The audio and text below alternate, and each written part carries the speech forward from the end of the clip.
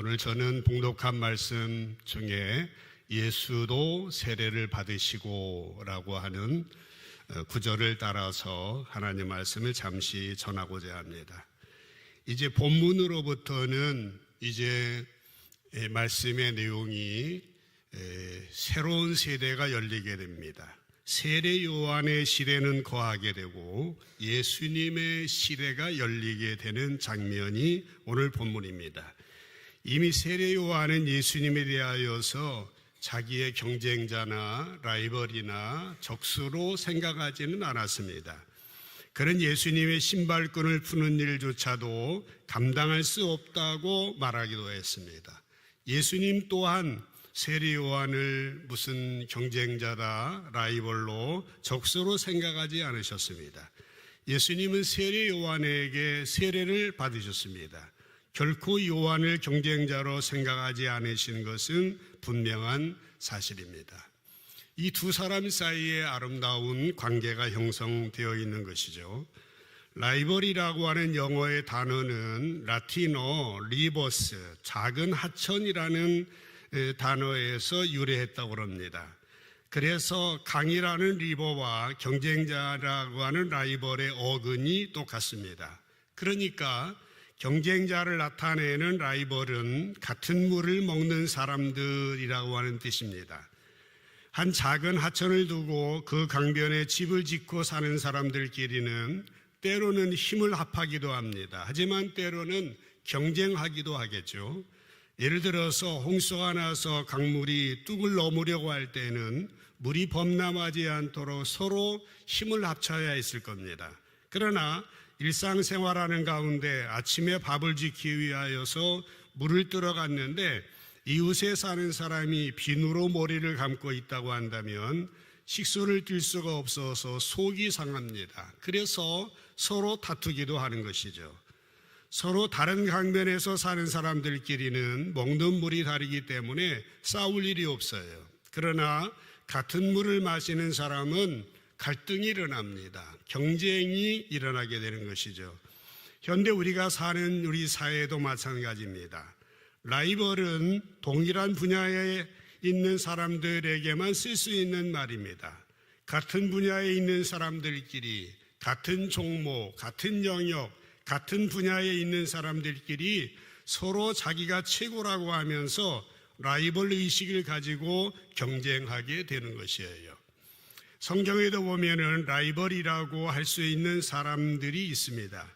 특별히 사무엘상 1장에 보면은 사무엘의 아버지 엘가나라고 하는 사람에게 두 명의 아내가 있었습니다. 하나는 한나고 하나는 분닌나입니다.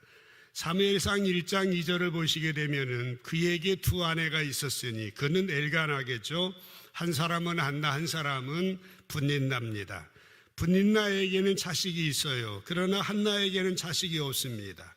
4절로 넘어가 보면은 엘가나가 제사를 드리는 날에는 제물의 분깃을 그의 아내 분닌나와 그의 자녀에게 주었고요. 5절에 보면은 한나에게도 주었는데 한나에게는 배로 줍니다.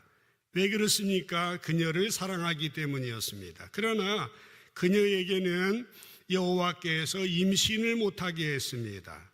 6절에 보면은 여호와께서 그에게 임신하지 못하게 하심으로 그의 적수인 분닌나, 여기 적수, 라이벌, 경쟁자라고 하는 말이 나옵니다. 그 분닌나는 그를 심히 격분하여 괴롭게 했습니다. 7절에 매년 한나가 여호와의 집에 성전에 올라갈 때마다 남편이 그렇게 하니까 분닌나가 한나를 격분시키게 되고 한나는 울고 먹지 아니했다라고 기록이 되어 있습니다.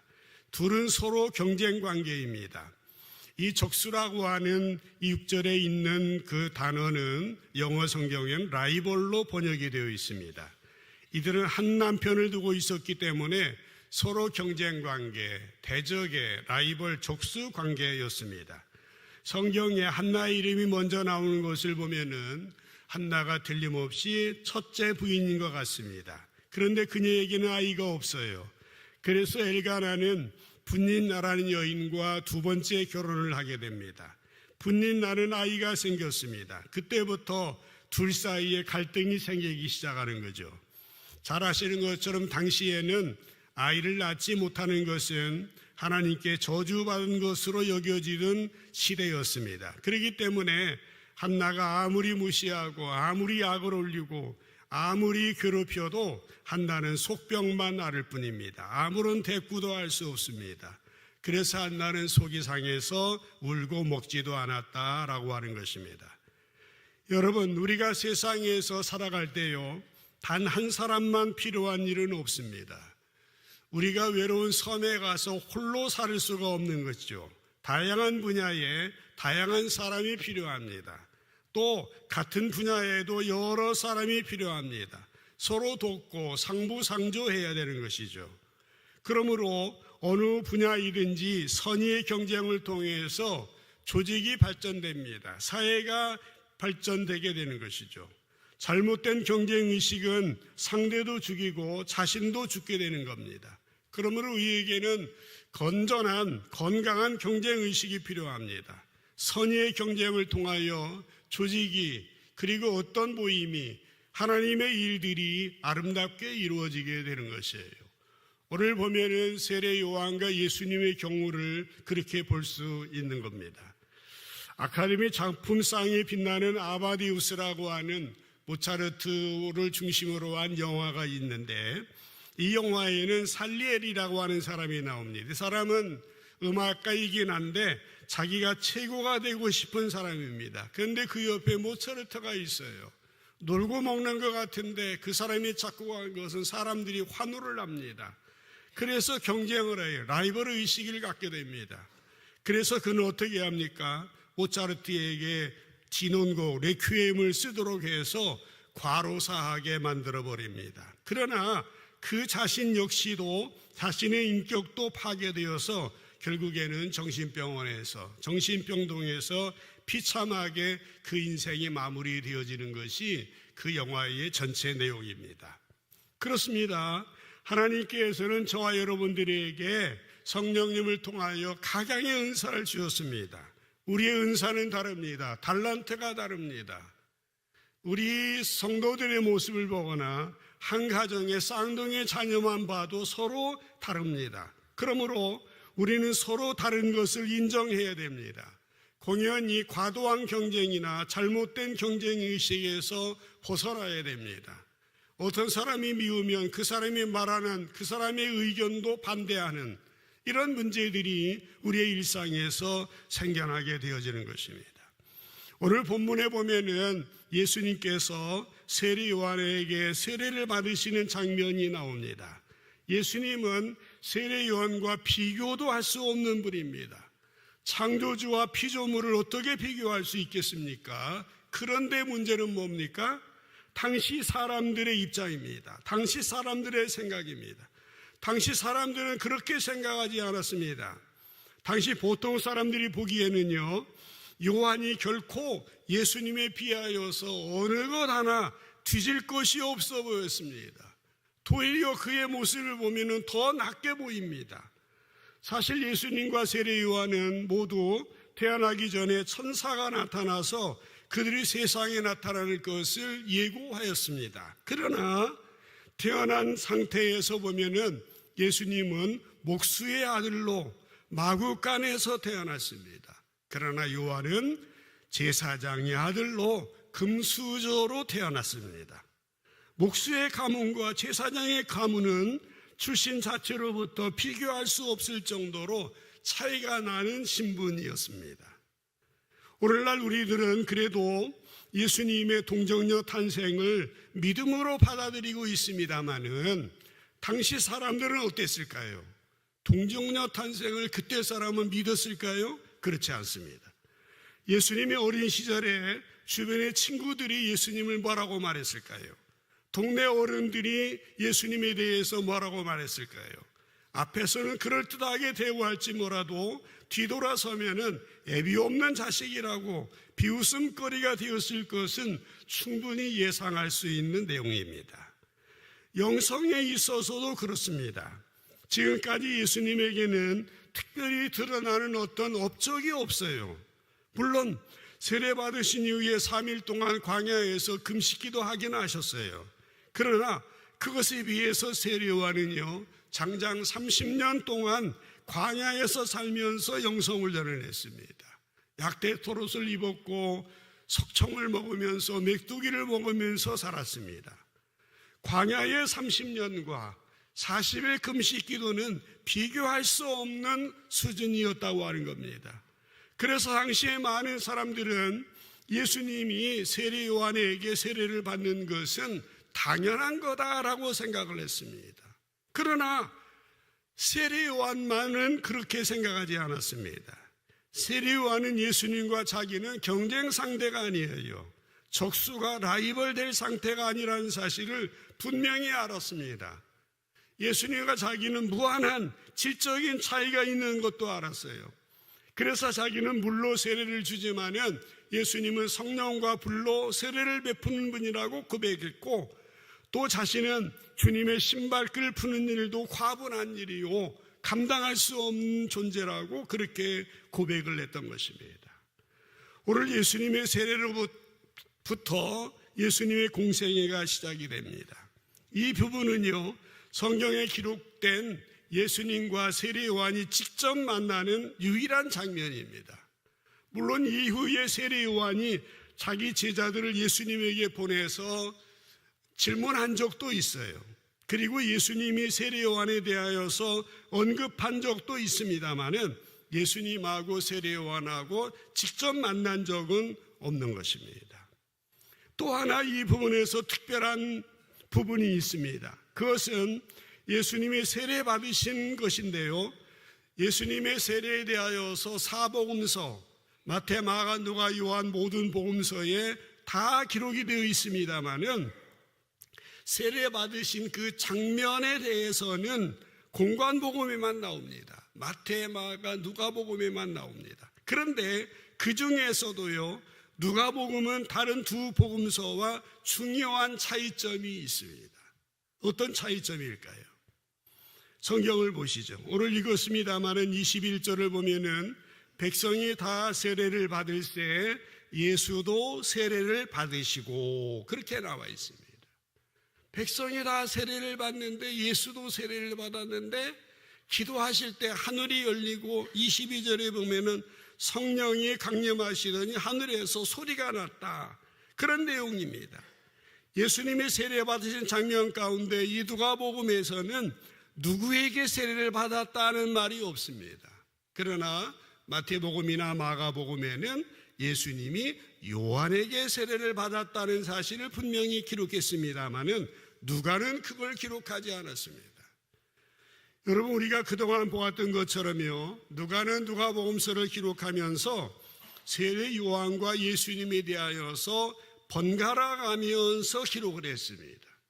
예를 들어서 누가복음 1장, 2장을 우리가 보게 되는데 요한의 출생의 예고, 예수님의 출생의 예고, 이어서 요한의 출생, 예수님의 출생에 대하여서 순차적으로, 교차적으로 기록했었습니다.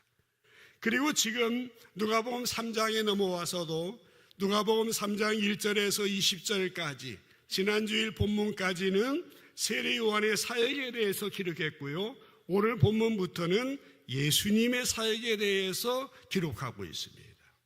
그런데 오늘 본문을 눈여겨보면 지금부터는 더 이상 요한과 예수님의 사역이 번갈아 기록되지 않습니다. 누가복음을 쓴 누가는 지금까지 요한에 대해 기록한 것은 결코 요한이 대단한 인물이거나 요한이 예수님과 라이벌 관계에 있는 것을 알려주기 위함이 아니었습니다. 누가가 이렇게 기록한 것은 요한이 얼마나 예수님이 오시는 길을 잘 준비했는지를 알려주기 위해서 이렇게 기록했던 것입니다.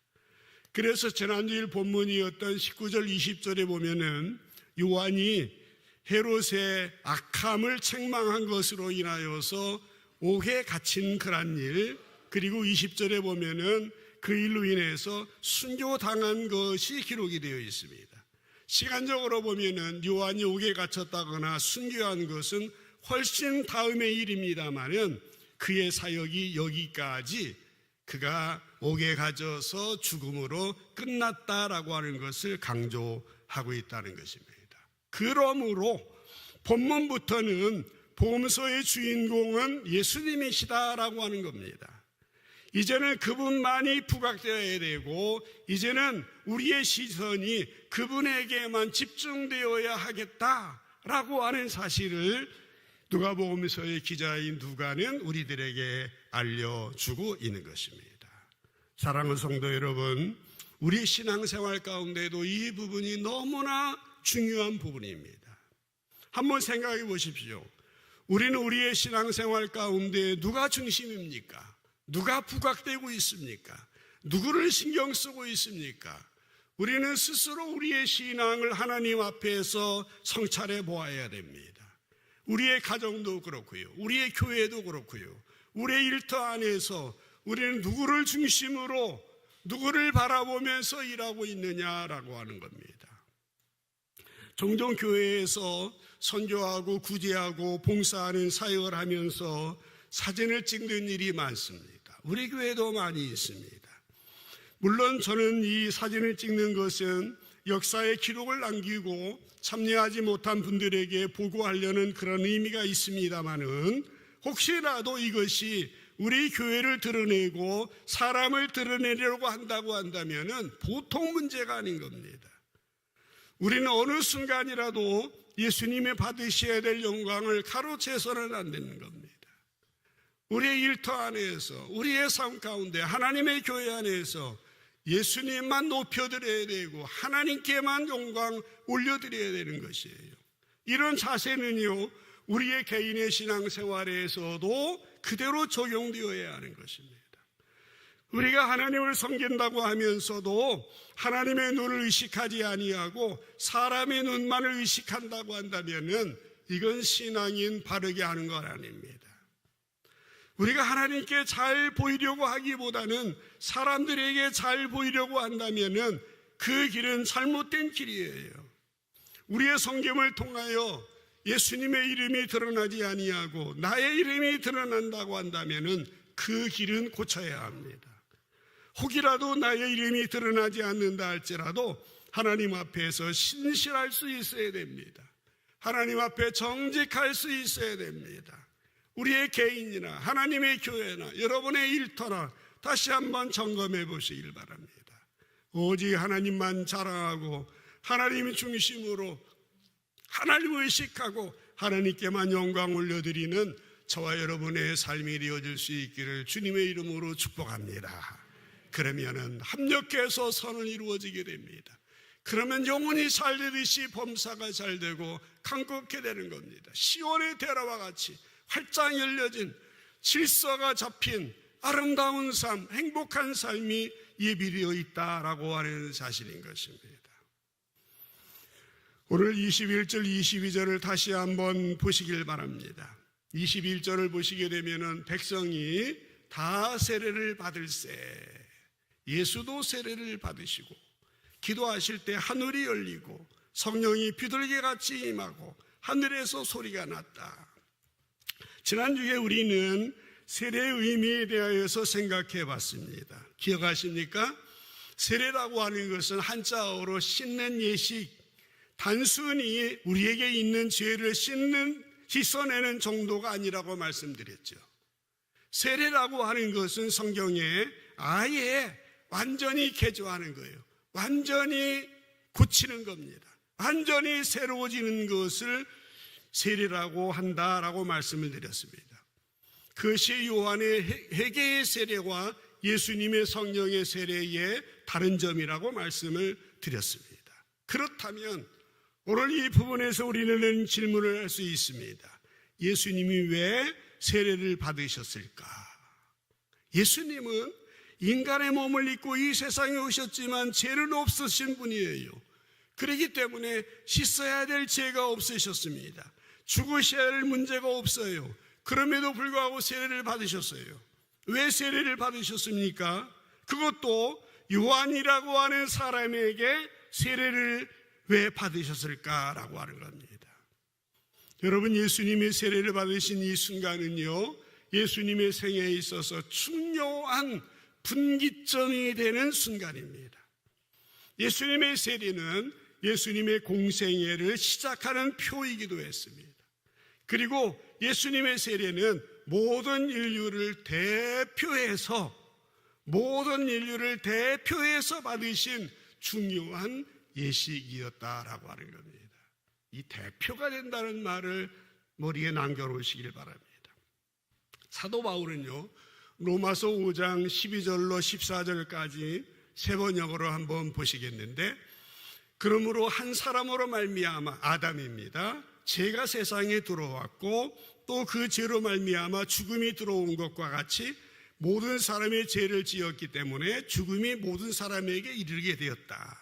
13절, 율법이 있기 전에도 죄가 세상에 있었으나 율법이 없을 때에는 죄가 죄로 여겨지지 않았다. 그러나 14절, 아담 시대로부터 모세 시대에 이르기까지 아담의 범죄와 같은 죄를 짓지 않은 사람들까지도 죽음의 지배를 받았었다. 아담은 장차 오실 분의 모형이었다. 그러면서요, 17절 18절에 놀라운 말씀이 나옵니다. 아담 한 사람의 범죄 때문에 그 한 사람으로 말미암아 죽음이 왕노릇하게 되었다면, 넘치는 은혜와 의의 선물을 받은 사람들은 예수 그리스도 한 분으로 말미암아 생명 안에서 왕노릇하게 되리라고 하는 것은 더욱더 확실하다라고 말하였습니다. 그러니 18절, 한 사람의 범죄 때문에 모든 사람이 유죄 판결을 받았는데 이제는 한 사람, 예수님의 의로운 행위 때문에 모든 사람이 의롭다는 인정을 받아서 생명을 얻게 되었다라고 말하고 있는 것입니다. 무슨 말입니까? 사도 바울은요, 아담과 예수님을 각각 인류의 대표자로, 인류의 모형으로 놓고 있습니다. 아담 한 사람의 범죄로 말미암아 우리 인간에게 죄가 들어오고, 그래서 모든 인간이 죄인이 되어 심판을 받을 수밖에 없었고 죽음이 모든 인간을 지배했어요. 그러나 예수님이 오심으로 말미암아서 우리는 더 이상 심판의 대상이 아니라 은혜의 대상이 되었습니다. 예수님의 생명이 우리를 지배하게 되었다라고 하는 사실을 강조하고 있는 것이에요. 한 사람 아담으로 말미암아 죄가 세상에 들어왔고 한 사람 예수로 말미암아 생명을 얻게 되었다라고 하는 말씀이라고 하는 것입니다. 성경에 보면은요, 중요한 족보들이 여러 나오는데 특별히 구약의 대표적인 족보와 신약의 족보를 소개하려고 합니다. 구약의 족보는 창세기 5장에 나오는 아담의 족보예요. 우리 성경에 전의 개역은 족보라고 되어 있고 지금은 계보라고 되어 있습니다. 거기에 나오는 사람들은 평균 수명이 900세입니다. 지금의 수명과 비교하면 엄청나게 길죠. 그런데요, 그 족보를 요약해 보면은 이렇게 요약할 수 있습니다. 누구는 몇 살에 누구를 낳고 몇 살까지 살다가 죽었다. 이름만 다르지 모두 동일합니다. 이 족보의 강조점은 아담의 후손은 누구든지 몇 살을 살았든지 간에 다 죽었다라고 하는 이른바 죽음의 족보입니다. 그런데 마태복음 1장에 보면은 예수님의 족보가 나옵니다. 우리들이 굉장히 싫어하는 부분이죠. 성경을 읽으려고 작정하고 마태복음을 열었는데 아주 어렵습니다. 그러나 이 부분은요, 얼마나 중요한지 모릅니다. 이 예수님의 족보를 요약하면은 누가 누구를 낳고라고만 되어 있습니다. 여기에는 몇 살까지 살았다는 얘기는 없습니다. 이들은 안 죽었기 때문입니다. 물론 여기에 나오는 사람들이 역사적으로는 죽었습니다. 그러나 성경에서 죽음과 생명을 이야기할 때는 하나님과의 관계를 이야기하는 것입니다. 이 사람은 낳기만 했습니다. 죽지 않았습니다. 그러니까 창세기 5장에 나오는 사람들은 아담이 대표가 되기 때문에 그들이 죄를 지었든 안 지었든 사망의 왕노릇하는 운명에 처하게 되었습니다. 그래서 이 족보를 이른바 죽음의 족보라라고 말하는 겁니다. 그러나 마태복음 1장에 나오는 사람들은 그들이 아무리 형편없는 사람이라 할지라도 예수 그리스도가 대표가 되기 때문에 생명이 왕노릇하게 되어지는 것이에요. 그래서 그 족보를 우리는 이른바 생명의 족보다라고 칭하는 것입니다. 여러분, 하나님께서는 이스라엘 백성들을 애굽에서 불러내셔서 홍해를 건너게 하셨습니다. 보세요. 홍해를 건너기 전에 그들은 어떤 존재였습니까? 어떤 신분이었습니까? 애굽의 노예였습니다. 그런데 그들이 홍해를 건너는 그 순간 어떻게 됩니까? 물론 애굽 쪽에서 보면은 노예들이 바다에서 전부 빠져서 죽은 것으로 보입니다. 그러나 가나안 쪽에서 보게 되면은 그 사람들은 어떤 사람이 됐습니까? 자유인이 되었습니다. 새 사람이 되었습니다. 해방을 얻었습니다. 그들은 새 사람으로 자유인으로 걸어 나오는 것을 보게 되어지는 것입니다. 여러분, 왜 예수님이 세례를 받으셨습니까? 예수님이 인간이 되셔서 세례를 받으신 것은 아담에 속한 마지막 사람으로 오셔서 그 아담에 속한 모든 인간들이 죽고 누구든지 그리스도 안에 있으면 더 이상 아담에 속한 사람이 아니라 예수님에게 속한 사람이 된다는 사실을 강조해주고 있다고 하는 것입니다. 이것이 바로 예수님이 세례 받으신 의미인 것입니다. 예수님의 세례로 말미암아 아담에 속한 우리의 옛사람은 죽고 새로운 아담이신 예수님과 함께 그리스도 안에서 새 생명의 길을 제시해 주셨다라고 하는 사실입니다. 한번 생각해 봅시다. 만일 우리가 1920년대, 30년대에 태어났다고 생각해 봅시다. 일제시대입니다. 그러면 우리 모두는 예외 없이 일본 사람의 노예로 살 수밖에 없습니다. 우리는 원치 않았지만 일본 사람이 된 겁니다. 내가 일본 사람에게 나라를 팔아먹은 적이 없어요.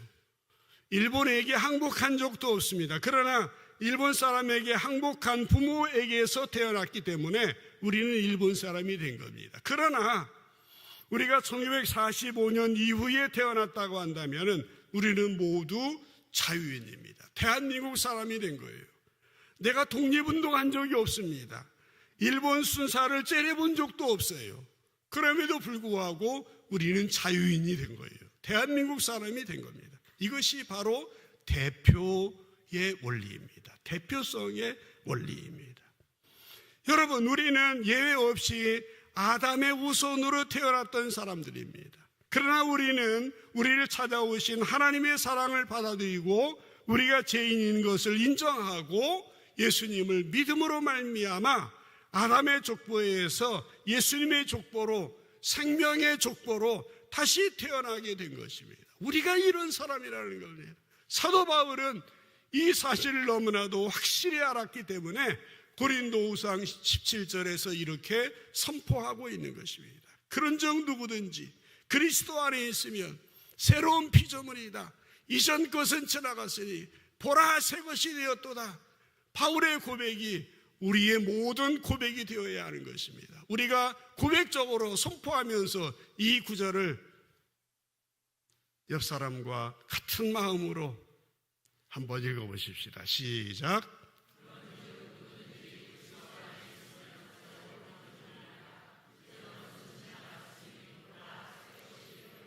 아멘. 감격적으로 읽으시진 않네요. 9시 예배 때는 여기 있는 거 달라서 또 다시 한번 읽었는데 이번 예배 때는 감격적으로 안 읽어서 마음을 실어서 얼마나 대단한, 얼마나 놀라운 구절인데 한번 크게 다시 한번 마음을 다해서 선포하면서 마귀에게, 이 세상에게 선포하는 의미로 이 구절을 바울의 고백이 내 고백입니다 라는 마음으로 한번 읽어보십시다. 시작.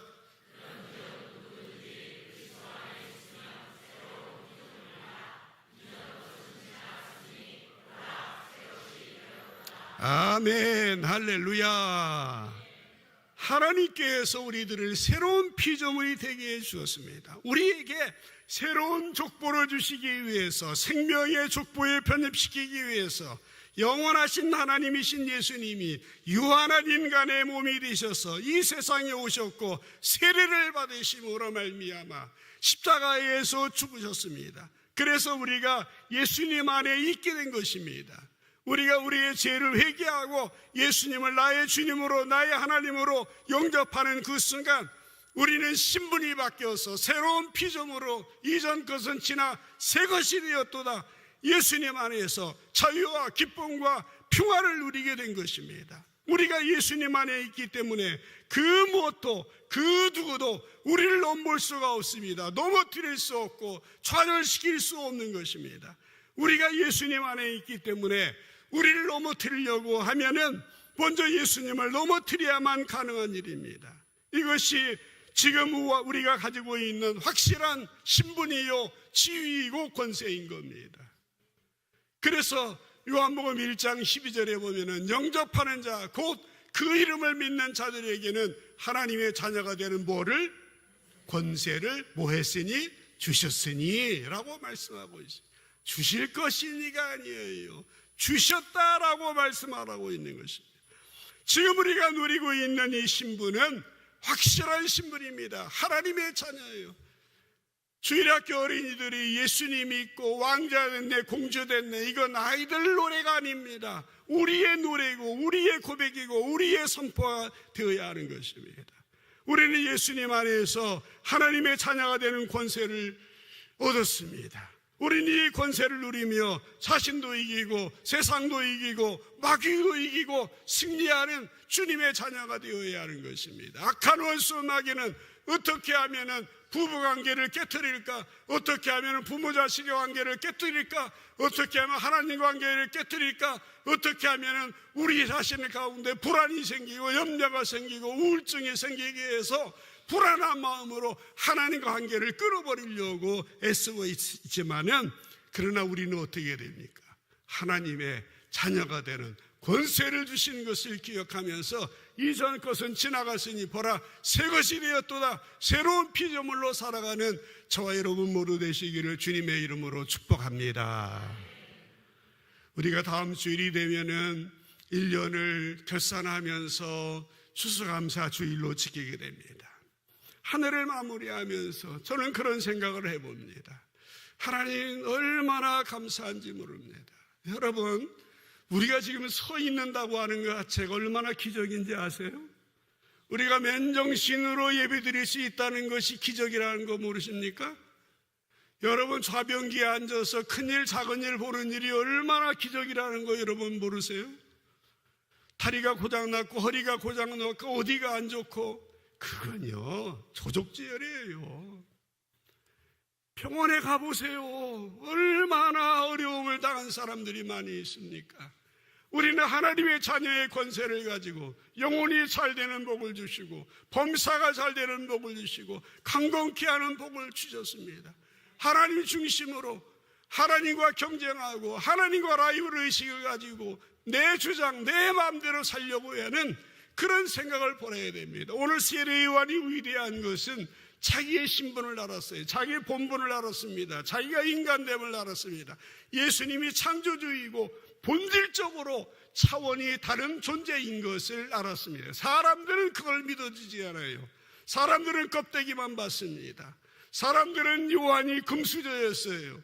예수님은 우습게 보였습니다. 그러나 요한은 알았습니다. 그런 눈이 오늘 우리에게 필요합니다. 하나님 앞에서 오늘 우리들에게 주신 은혜를 생각하면서 주님 앞에 진정으로 감사하는 마음을 가지면 좋겠어요. 여유 있으면 좀 넉넉하게 하시고, 어려운 분이 있어도 감사를 해요. 기본적으로 나를 살게 해주신 내 기적이 아닙니까? 여러분, 하나님 앞에 헌신하고 감사하고 봉사하는 것은 우리의 신앙과 비례합니다. 특별히 오늘과 같이 만모니즘, 물신주의가 지배하는 이 세상에서 온전히 하나님만 바라본다고 하는 것, 하나님 중심으로 산다고 하는 것은 너무나 어려운 일이에요. 먼저 내 자식에 대해서 과외시켜야 되고, 내가 먼저 먹을 것 챙겨야 되고 내가 브랜드 있는 옷을 입어야 되고 그 일에는 우선순위를 둡니다.